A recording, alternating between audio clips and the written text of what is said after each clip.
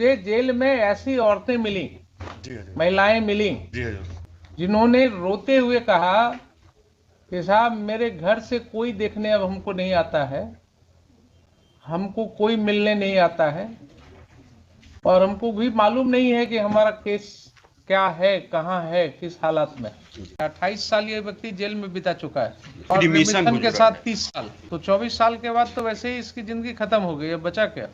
24 साल जो व्यक्ति जेल में रह गया, अब उसके बाद उसका क्या बचा? 24 साल से ये व्यक्ति जेल में है। आपके एसएसपी को क्या इंफॉर्मेशन है कि ये 24 साल के बाद जेल से निकल करके फिर से क्राइम में इन्वॉल्व हो सकते हैं? 2 दिन पहले की घटना आपको बता रहा हूं। एक बच्चे ने ये कंप्लेंट किया कि साहब how after arresting me I have been brutally assaulted, and उसका फोटोग्राफ्स मैंने निकलवाया जेल सुपरिटेंडेंट से। Then his complaint was lost. All this happened in presence of the SSP and jail superintendent. तो आप जितनी आसानी से क्रिमिनल समझ लेते हैं लोगों को। हुजूर प्रभु जी अगर नहीं सुने, इनका ऑफिसर तो प्रधान राष्ट्रपति का भाषण सुना होगा ना, जेल का कंडीशन कहा था राष्ट्रपति ने अभी 1 वीक पहले जी। ऑफिसर सुने होंगे, नहीं समझ सुने सकते हैं। जो स्थिति हमने देखा, ये सब कहने की बात हो रही है, ह्यूमन राइट्स और बेसिक ह्यूमन राइट्स और सारा कुछ, ये सब जो ऊपर वाले लोग हैं ना, इन्हीं के लिए, हम ही लोगों के लिए है ये सब राइट्स। जो दबा कुचला हुआ व्यक्ति है उसके ह्यूमन राइट्स की परवाह जो है बहुत मुश्किल हो रही है। ऑन स्पॉट जब जाइएगा, जाइए जरा घूम करके देखिए कभी क्या स्थिति में लोग रह रहे हैं, क्या इन ह्यूमन कंडीशन है। When the prisoners come home, एक बुक ही है, काफी दर्दनाक कहानियां आपको उसमें मिलेंगी कि जब वो लौटते हैं प्रिजन के बाद इतने साल की सजा भोग करके, देयर आफ्टर उनको क्या क्या फेस करना होता है अपनी ही सोसाइटी में।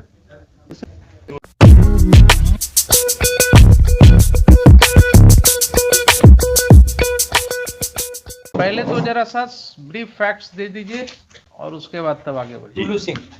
इनको जो सजा हुआ है, डेट ऑफ कन्विक्शन है 21/12/2000 और फिजिकल इनका हो चुका है हुजूर 24 साल।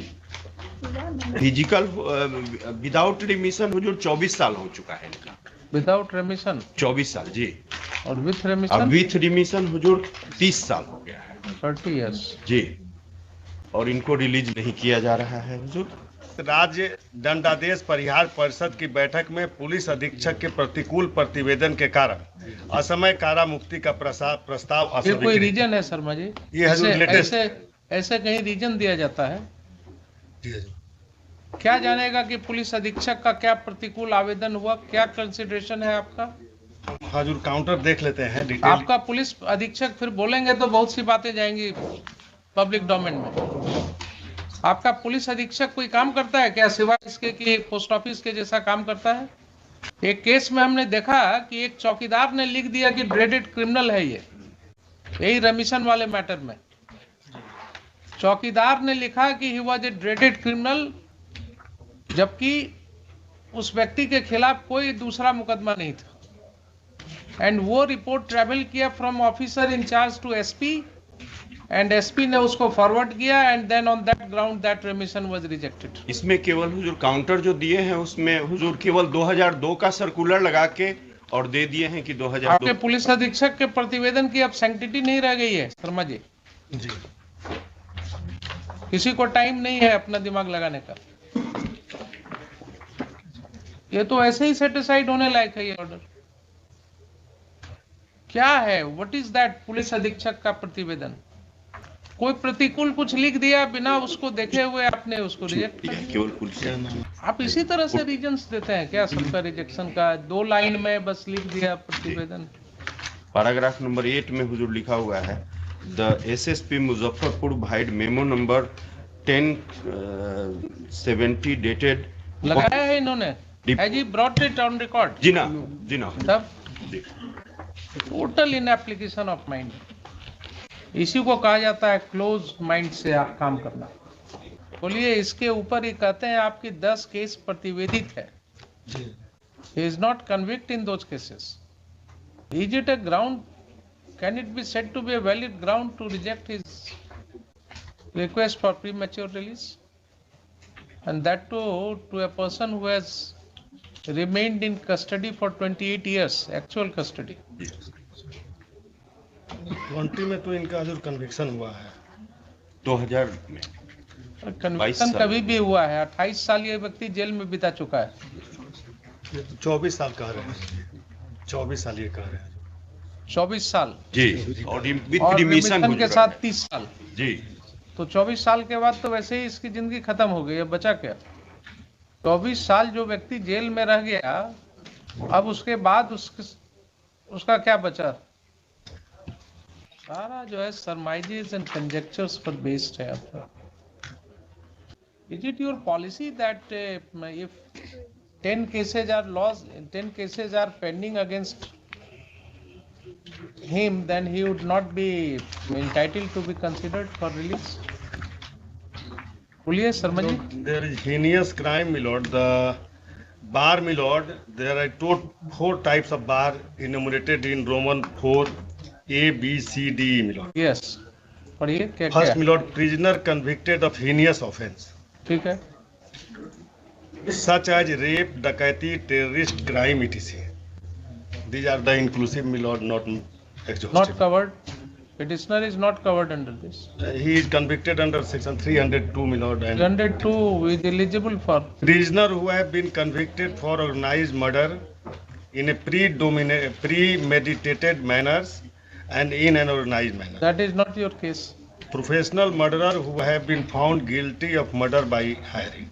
That is also not your case. Convicted prisoner who commit murder while involving in smuggling operations That is also or not who your are case. guilty of murder of public servants on That is also not your case.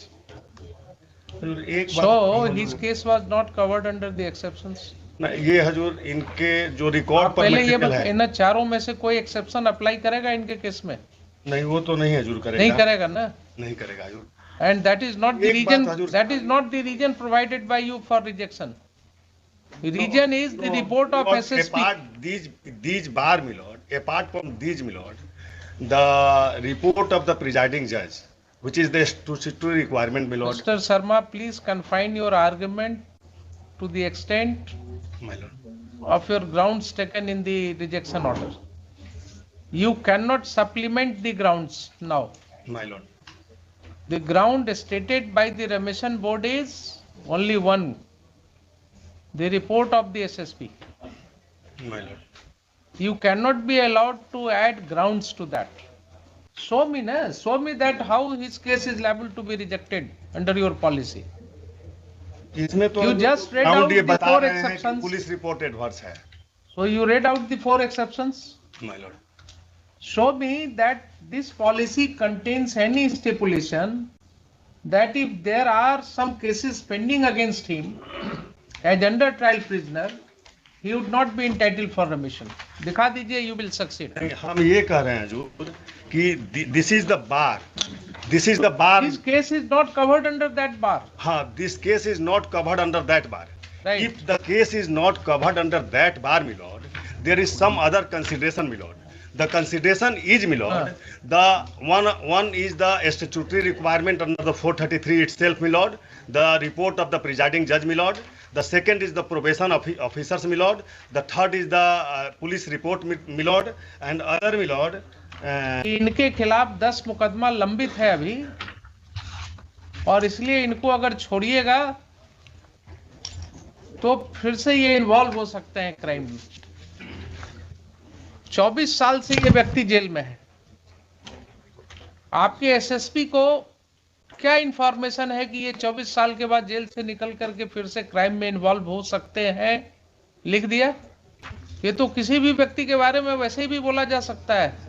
जब सकने वाली क्रिया में आप जाइएगा, नहीं, since there is 10 cases pending 10 and the cases, tender age of his, my Mr. lord, Sharma, 10 cases as under trial prisoner. under trial, my lord. Therefore, my Presumption lord, will be therefore, of my lord, innocence. there is possibility to influence the evidences. Very good, very good. So you are not visiting My the lord, jail's premises. सुनिए, P6, my lord. सुनिए, jail premises आपने नहीं visit किया है ना? We are visiting the jail premises. Only 2 days back I have visited the central jail, this Khudiram Bose Central Jail at Muzaffarpur. 2 days back only. And my observation was that even the convicts who were facing life imprisonments, they were behaving so cordially and in a disciplined manner. जितने discipline के साथ वो वहां थे, जितनी समझदारी से वो कॉर्डियली इंटरेक्ट कर रहे थे मेरे से, वो यही दिखाता था कि they are also member of the civilised society, they must have fallen prey to the circumstances. और सुनिए, उसमें हमने देखा 23 जुवेनाइल्स रिपोर्ट हुए जेल में, जिनका केसेस मैं एग्जामिन करवा रहा हूं अभी। एंड एक बच्चे ने ये कंप्लेंट किया कि साहब, how after arresting me I have been brutally assaulted. And उसका फोटोग्राफ्स मैंने निकलवाया जेल सुपरिटेंडेंट से। Then his complaint was lost. All these happened in presence of the SSP and jail superintendent. 2 दिन पहले की घटना आपको बता रहा हूं। तो आप जितनी आसानी से क्रिमिनल समझ लेते हैं लोगों को। हुजूर, प्रभु जी अगर नहीं सुने, इनका ऑफिसर तो प्रधान राष्ट्रपति का भाषण सुना होगा ना। जेल का कंडीशन कहा था राष्ट्रपति ने अभी 1 वीक पहले। जी, ऑफिसर सुने होंगे, नहीं समझ सुने सकते हैं। आपको बहुत सी बातें जो हैं वो डिफिकल्टी हो रही है मुझे भी बोलने में on camera, because it will go to the people domain. जो स्थिति हमने देखा, ये सब कहने की बात हो रही है, ह्यूमन राइट्स और बेसिक ह्यूमन राइट्स और सारा कुछ, ये सब जो ऊपर वाले लोग हैं ना, इन्हीं के लिए, हम ही लोगों के लिए है ये सब राइट्स। जो दबा कुचला हुआ व्यक्ति है, उसके ह्यूमन राइट्स की परवाह जो है बहुत मुश्किल हो रही है।